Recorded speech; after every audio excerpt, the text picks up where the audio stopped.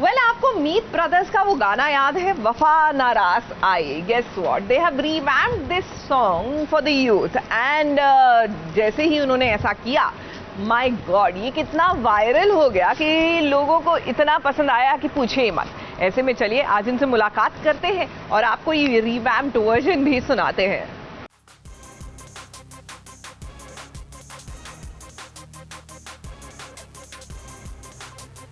हमारे जितने गाने आप सुनेंगे ना, चाहे वो बेबी डॉल से लेके अभी तक हाई हील्स हो या हैंगओवर हो, बहुत इजी रहते हैं। ट्यून बहुत जल्दी आपको याद हो जाएगी, बहुत ज्यादा कॉम्प्लिकेटेड नहीं होता म्यूजिक। तो एक पे दिल टिकता नहीं है, वो कुछ ना कुछ चलता रहता है। तो इसलिए वो बेवफाई तो चली रही है चारों तरफ, तो फिर इसलिए आई थिंक ये उसके हिसाब से करेक्ट।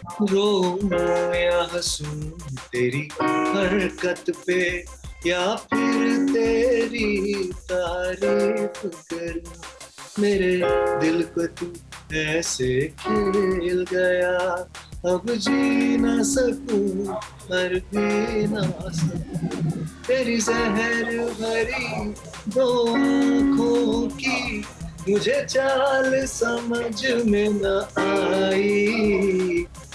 आशिकों के टूटे हुए दिल का गाना वफा ना रास आई एक जमाने में हर दिल पर छाया हुआ था, लेकिन आजकल के यंगस्टर्स के टेस्ट को समझते हुए मीत ब्रदर्स ले आए हैं वफा ना रास आई, लेकिन इस बार नए अंदाज में। अब ये बात तो आप जानते ही हैं कि डिजिटल दुनिया में कोई भी सक्सेस SBS ओरिजिनल्स के साथ शेयर किए बिना अधूरी है, तो मीत ब्रदर्स ने भी शेयर की हमारे साथ खास बातें। हाँ, ये रिक्रिएशन है एक तरीके से, रीमेक तो नहीं बोलेंगे, रिक्रिएशन बोलेंगे गाने को, कि एक उसकी एक लाइन उठा के हमने पूरा नया गाना बनाया है।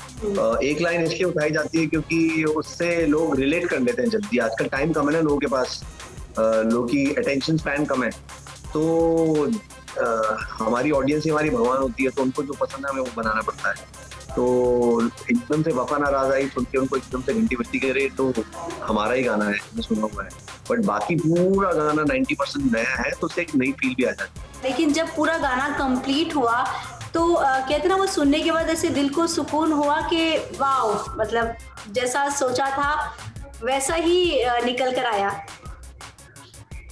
अच्छी बात है। जब ये देखिए, हमारे चाहे प्रोफेशंस कुछ भी हों, जैसे आप भी जर्नलिस्ट हैं, और एंड ऑफ द डे कोई गाना सुनने के बाद रिएक्शन हर इंसान पे सेम होता है, क्योंकि इंसान तो इंसान ही है।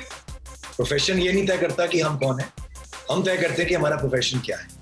तो इसलिए अगर ये इफेक्ट आपके ऊपर आया तो फिर ये बात जाहिर है, इसीलिए ये गाना जो है स्पीड पर चल रहा है कि 50 मिलियन यूट्यूब पे भी हो गए हैं, सारे स्ट्रीमिंग प्लेटफॉर्म्स पे ट्रेंड कर रहा है। तो कोई भी चीज़ मेरे ख्याल से तो मैंने हमेशा रियलाइज़ किया है कि सिंपल सादगी तरीके से, अच्छे जेन्युइन एफर्ट से, ऑनेस्टी से बनाई जाए तो वो बहुत जल्दी कनेक्ट होती है।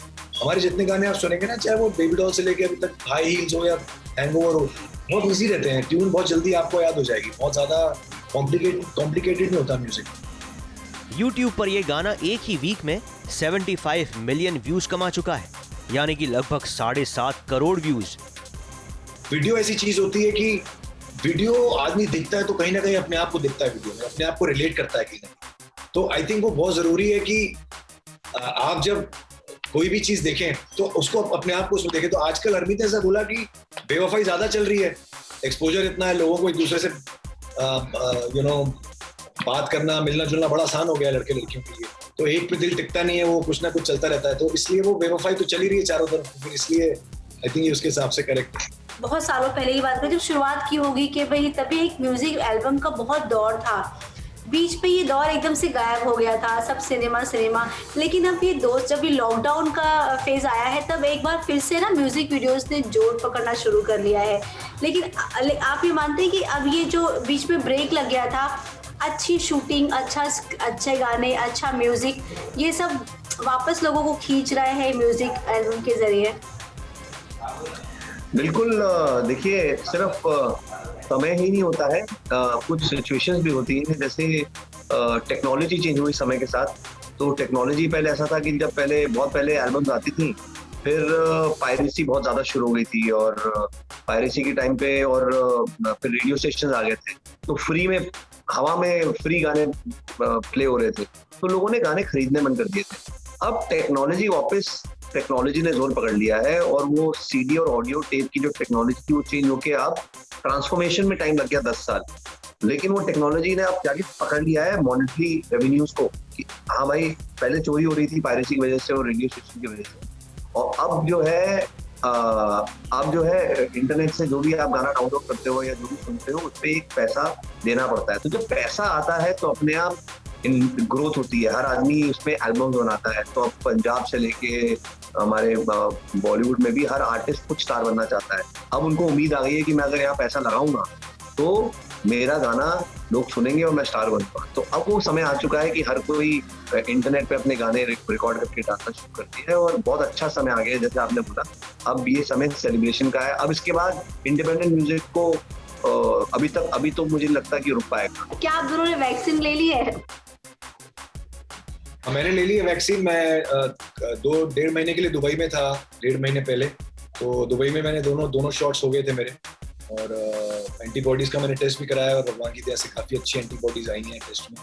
तो दवाई वैक्सीन ने काम किया है। तो यही मैं कहना चाहूँगा कि कोई ये ना सोचे कि वैक्सीन किसी काम की नहीं है।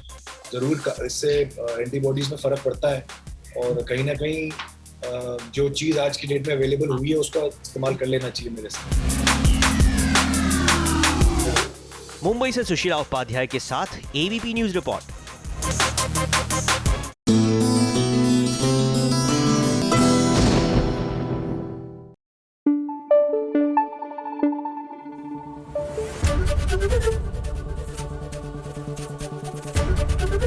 एबीपी न्यूज आपको रखे आगे।